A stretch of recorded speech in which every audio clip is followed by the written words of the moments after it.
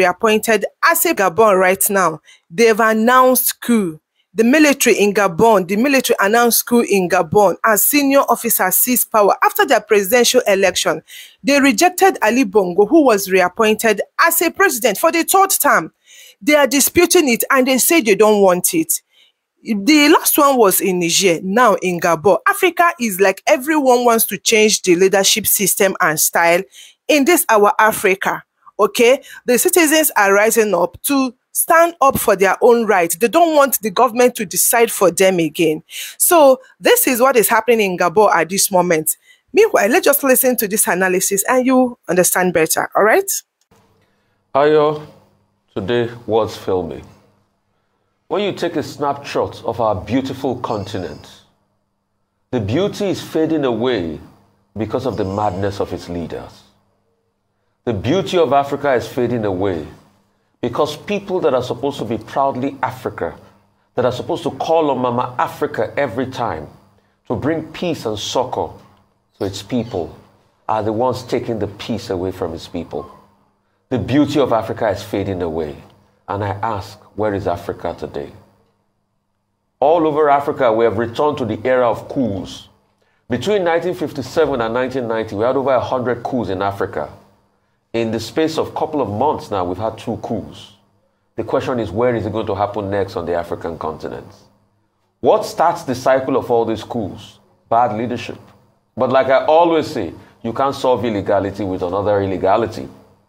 Because the truth is, you just set up a chain reaction. So with this, I would like to condemn that coup this morning in Gabon. I would also condemn Ali Bongo, the seat-tied president of Gabon, that inherited the presidency like it's a family stew from his father, Omar Bongo. Despite the wealth and the oil resource in Gabon, never provided anything for the citizens, but provided all for themselves. Despite his own ill health, we all saw when Ali Bongo had a stroke and he had to move around in a gingerly form, but he still went ahead to sit tight in power. And that's what you see all over Africa. Should I talk about Bouteflika? Should I talk about Emerson Mnangagwa? That now he's won another election that are highly disputed in Zimbabwe. Ali Bongo pushed himself on and on. He finally won the election, but the coup plotters said, no, we can't allow this to continue in our country. When are we going to have that Africa that Thomas Isodowe Noel Sankara talks about? When are we going to have that Africa that Thomas Sankara will always say, la colonialism, abar, imperialism, abar, down with imperialism, down with colonialism, down with coups, bad leadership, abar. When are we going to have that Africa, that sweet Africa, that bad leadership, imperialism, colonialism, everything bad will be a thing of the past? Today, I cry for Africa, but I hope I don't cry too long. Well, Gabon or Republic, Gabonais in its French, the French word for the country called Gabon, should or ought to be one of the richest countries on the continent of Africa, especially because of its many resources and the small population. So in terms of per capita income, it should be a thriving economy.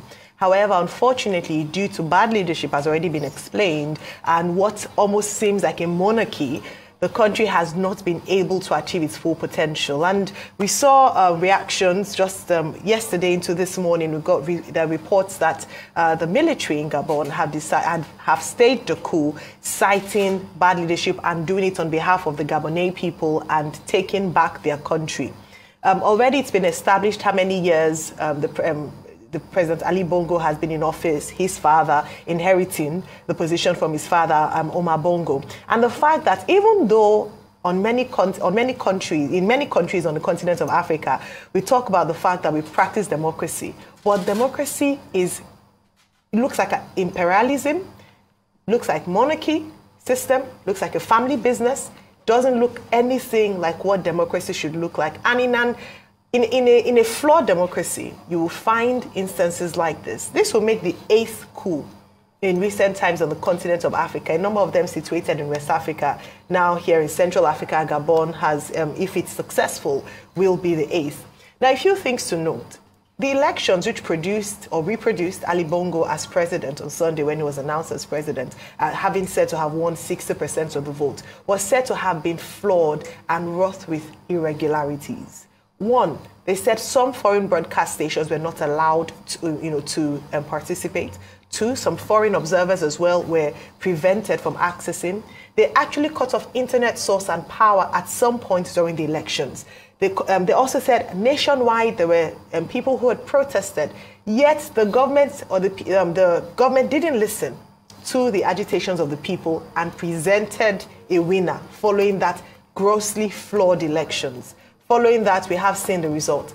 Again, as has been established, there is no justification for an unconstitutional response to a democracy, which a coup is. However, as has been established as well, especially during the Nigerian coup, if we don't deal with the civilian coup, then we should prepare ourselves for a military coup. And what do I mean by civilian coups?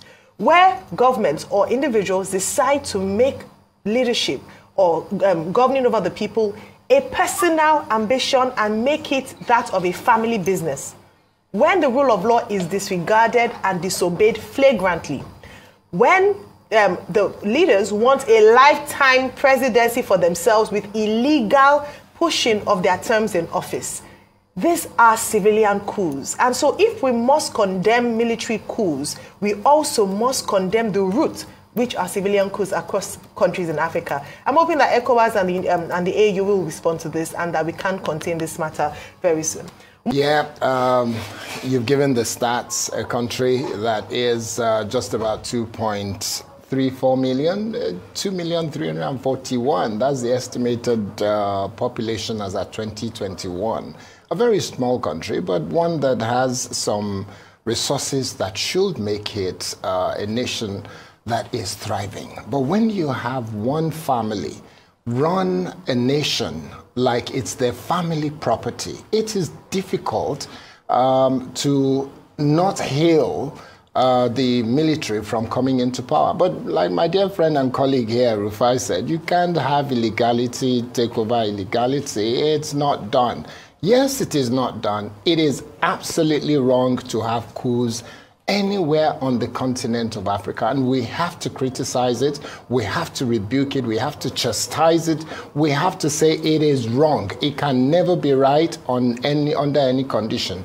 But there are certain situations that make you begin to wonder whether this is a reason, or maybe it's not, but I think it is a reason to listen to what the likes of George Weah, the president of Liberia, what he is saying. He's saying that Africa must listen to its people. Africa must look at action to be taken against those sit-tight leaders. How can one family choose to be in charge of a nation, run it to the ground, and then step on it and scrub their feet and trash it to nonsense? How can one family do that? One family for almost 60 years. This young Mr. Bongo, who's really not young, 64 years old, who's not now been pushed out of office, wants a third term. He's been there for more than 12 years. He wants a third term to keep him there. 2009 till now, that's about 13 years that he's been in office, and he still wants to remain in office. He's probably grooming his son and his daughter to become the next president and prime minister of the country and become the ministers as well.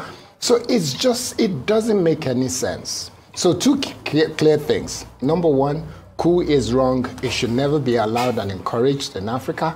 But at the same time, African leaders, starting from our own dear nation, the largest black nation on earth, Nigeria, President Bola Ahmed Tinubu, responsibility and weight of being an African leader is on your shoulder. You are the only one that's being invited for a side meeting with President Biden. You have to make it clear that every leader on the continent of Africa that chooses to sit tight and turn a nation into their family business must be kicked out of office.